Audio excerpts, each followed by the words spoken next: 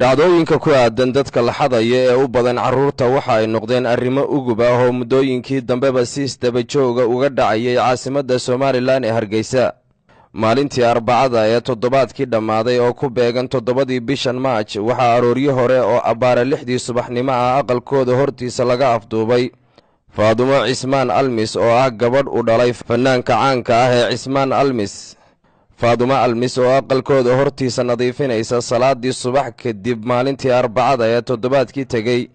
waxaa si indhasarcaada u afduubay 2 nin oo cadaan ah oo ku qaatay baabuur nooca loo yaqaano Langaruuselka oo ay sheegtay in uu waday darawal Soomaali ahi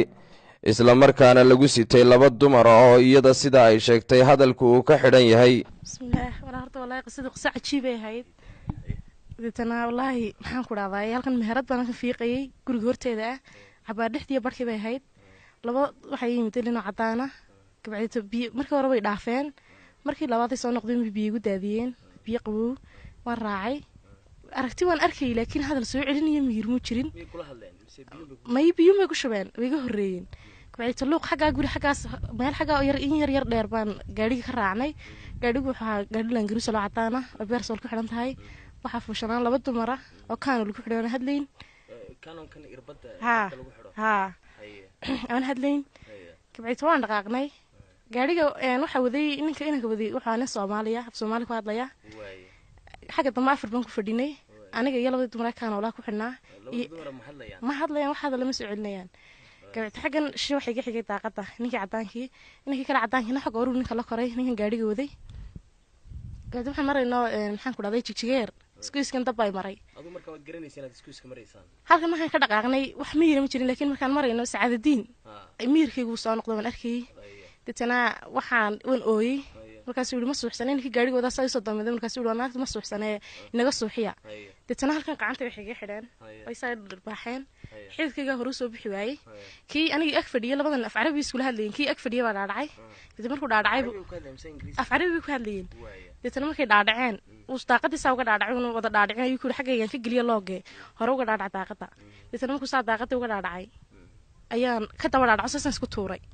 shalmada meelay qabsatay dadana soo soo jiiday waan qayliyo war hayaa iga rida waan idhi nin dariiqa marayay oo tukaan wati tukaanka daaqada joor waa sidee buu ku yiri dadana gabigii macal shalmada inta saa la soo tuuray ee gaarigii maxaan ku dhaaday la koray ayaa la baxsaday inankii tukaanka wadada ka baxay oo gaarigii soo xidho yimid kiina waan ka baxsaday dadana waan baxsaday xaggan soo ugu soo dhacay kor baan u carreeyay kaalinta nagaafina markaan marayo ayaan dadta meel ku dhacay wadnaha xanuunay mar dambe waxaan soo miirsay dad badan oo dul taagan telefishinka caalamiga ee Saaf TV oo dabagal ku sameeyay dhacdadan waxa uu arintan ka wareystay goob joogayaal ay ka mid tahay hooyada dhashay gabadhan la afduubay markaas walaal ku dubay marka halkan bi inaan tafiiqaysay halka ba 2 nin oo cadaan ka soo bixin marka ha 2 nin oo cadaan barsada watay haayeen marka kadib inanta halkaas aaba soo eegan way soo eegtayna way istaagtay inantii kadib way dhaafeen nimankii ana gurigii baan galay mar dambe ma soo bixin markii dambe la yiri Faadimo la waayay waati halka fiiqayso baan nidho doorta waxaan waxa weeyaan wax maqal mooyeen hore warki jiray maaha taymkana Ilaahay waxaan ka baryaynaa dhacday anaga Ilaahay deehu noo bidbidiyay ilmaha yagiyo fayow Ilaahay nala kulmiyay Ilaahay wixii umada nala midana waxaan sidaa sileeg baan uga lag barayna inuu Ilaahay una cadawga waxba gacanta inooga galinin dawladana waxaan ka codsanaynaa inay wax ka qabtaan hooyo ilaa waxaynu hore u arki jiray wax loo adkaysta midna ma aha cadawba inagu dhex jiree cadawga Ilaahay intuu inantii gacanta u galiyay Ilaahay naga badbaadiyay waxaanu leenahay cadawga la daba galo